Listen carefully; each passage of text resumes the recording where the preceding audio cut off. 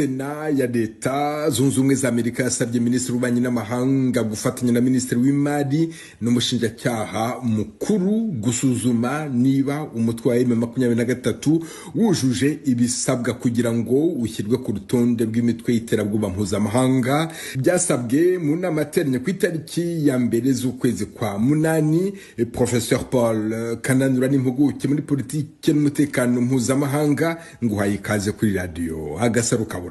Murakoze bwana Venuste Nshimiyimana kunyakira ku Gasaro Kaburaga kugira ngo tuganire n'abatwumva. None kugira ngo Leta Zunze Ubumwe za Amerika itekereze gushyira umutwe wa M23 ku rutonde rw'imitwe y'iterabwoba bisobanuye iki mu gihe Amerika ari umuhuza muri gahunda yo kugarura amahoro mu burasirazuba bwa Repubulika ya Demokarasi ya Kongo? Igisubizo twagifata mu mirongo migari. Ikibazo cy'intambara yo muri Kongo President Trump yakigize icye bwite. Igihe cyose avuganye n'itangazamakuru avuga ko yarangije intambara yo muri Kongo imaze imyaka 31, yisha abantu benshi, yahereye kuri miliyoni 6 agera kuri 7, uyu munsi ageze ku 8. Ejo bundi ho yanavuze yuko birenga kure abo bantu baba barapfuye, akaba yarayishyizeho akadomo.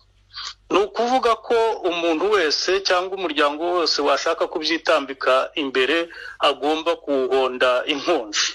Ni muri urwo rwego rero rw'inkonji biri M23 iri gutsita ibirenge mu mishyikirano, bagiye kuyishyira kuri uru rutonde rwa karundura rw'imitwe y'iterabwoba. Ubwo rero uzashyirwa mu rwego rumwe na za Hezbollah, Hamas, ICC na za Daesh n'indi mitwe nk'iyo ngiyo nka za Al-Qaeda. Urumva rero bizaba biwukomereye. Tugarutse inyuma, niba wibuka mu kiganiro twagiranye umutwe wa 23 umaze gusinya amasezerano ngenderwaho, nakubwiye ko uriya mutwe nta cyizere cy'imbere gihari ufite, kuko ugomba kwisenya nk'umutwe wa gisirikare na politike, kuko ubwo icyo gihe twari dufite amakuru ko hari ibyemezo bindi bizafatwa. Ariko kugira ngo umutwe we nkuriya wa M23 ufatwe ushyirwe ku rutonde rw'imitwe ikoresha iterabwoba mu gihe bo bavuga yuko baharanira uburenganzira bwabo, ibyo ngibyo ntibyaba ari nko kubapfukirana kugira ngo bababuze kuvuga, bemere byanze bikunze amasezerano nk'uko ubivuga President Trump abishaka?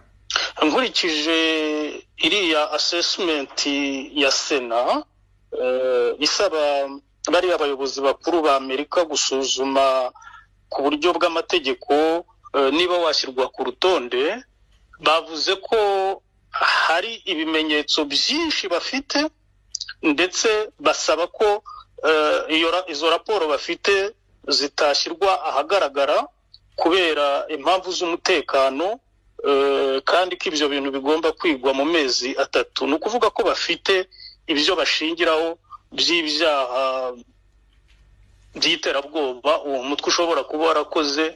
Kandi rega ikibazo kirazwi hariya ni icy'amabuye ya Kongo, hari uyashaka, hari n'abashobora kumutambamira. Ni ukuvuga ko wamutambamira we wese ashobora kurwanywa, haba ku buryo bwa gisirikari cyangwa uburyo bw'amategeko. Ngira ngo ubwo ngubwo nibwo bugiye guhitwamo kugira ngo babashe kuwuca intege. Noneho n'amashagaga wari ufite yaba ya gisirikari cyangwa se hariya yo gushaka gusaba ibintu bikomeye mu mishyikirano bive mu nzira.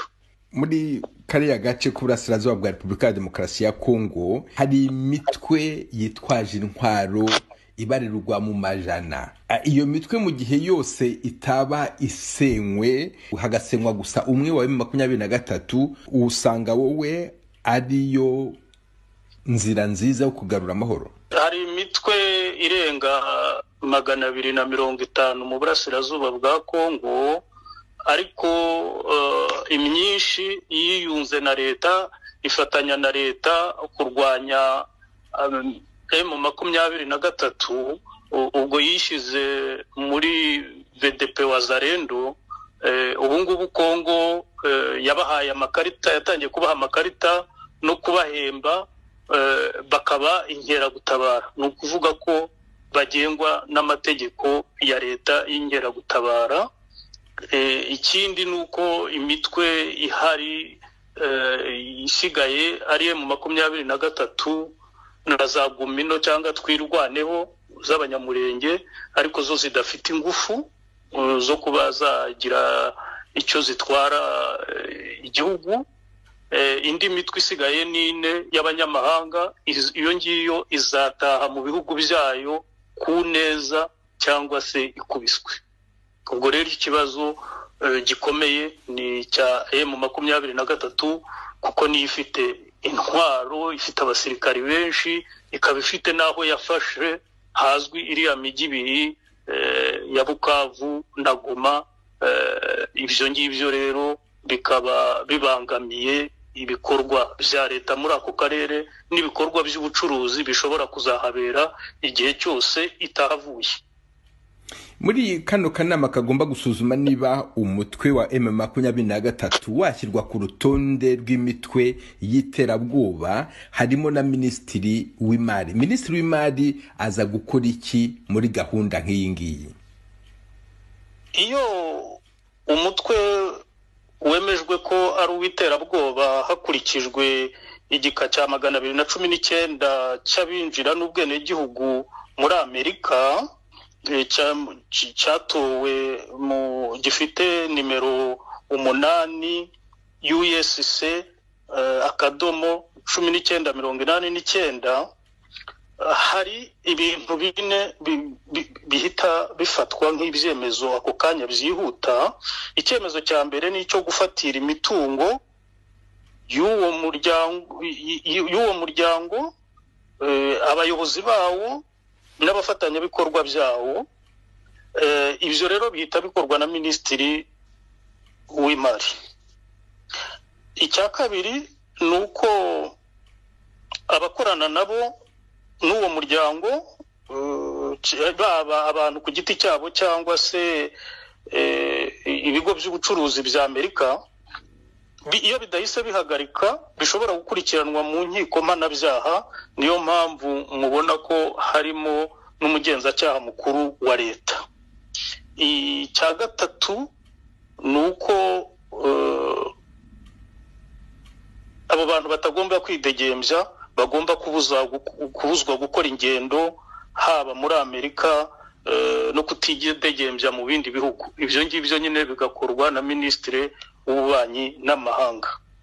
Icya kane ni cyuko bashyira igitutu ku bindi bihugu kugira ngo nabo abo bifashe bibe byabacira imanza cyangwa se byabohereza mu bihugu bifite ububasha bwo kubacira imanza. Ibyo bintu rero bigomba guhita byubahirizwa ako kanya, icyemezo kikimara gufatwa muri aya mezi 3 Sena yahaye bari abayobozi 3 bakuru bo kugira ngo babyigeho barebe niba bashyirwa ku rutonde cyangwa se batashyirwaho.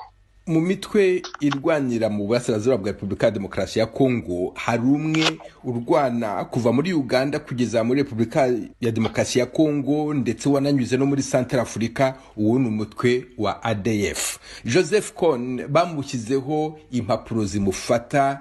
ADF bayishyize ku rutonde rw'imitwe y'iterabwoba, na n'ubu ngubu irakica abantu, iherutse kurimbura imbaga mu ntara ya Ituri. None kushyira umutwe wa M23 kuri urwo rutonde, icyo kibazo ndakigarukaho. Bivuga yuko uwo mutwe uzemera guhita ushyira intwaro hasi? Ngira ngo umutwe wa Kone utandukanye na M23. Icya mbere ibyo barwanira si bimwe.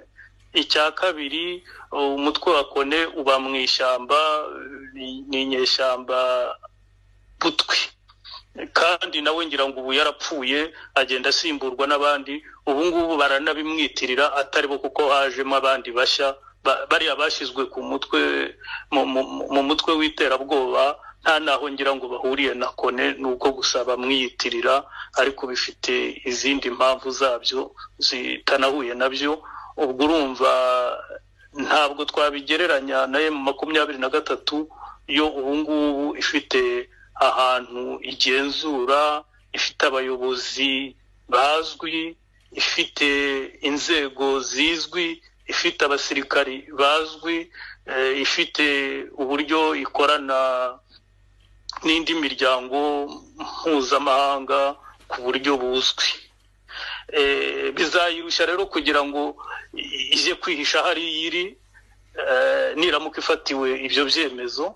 Icyo nzi cyo yenda nuko ubungubu ishobora kwisenya igashyira amaboko hejuru, ubundi byayo bikaba birarangiye. Mbese ni uburyo bwo kuyotsa igitutu kugira ngo intambara irangire, cyangwa se M23 koko hari ibyaha iregwa ku buryo byaba bisobanutse kwishyira kuri urwo rutonde?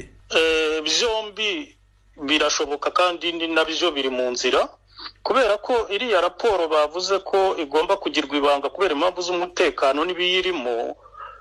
Amakuru mfite nuko harimo ibyerekana ibyaha by'iterabwoba M23 yaba yarakoze muri kariya karere iyobora ndetse no mu gihe yarwanaga. Ibyo rero bashobora kubishingiraho bayishyira kuri urwo rutonde, kandi ibyo ari byo byose ugushungura nta kubura urukumbi. Ibyo ngibyo byo bizaterwa nuko imishyikirano mu minsi iri imbere izaba igenda, cyangwa se uko M23 izemera kwisenya, kwisesa, igashyira amaboko hejuru, ubundi ikajya mu buzima busanzwe. Naho ubundi itabikoze ibyayo ntabwo bizamera neza mu minsi iri imbere. Professeur Paul Kananura, impuguke muri politiki n'umutekano mpuzamahanga, ndagushimiye.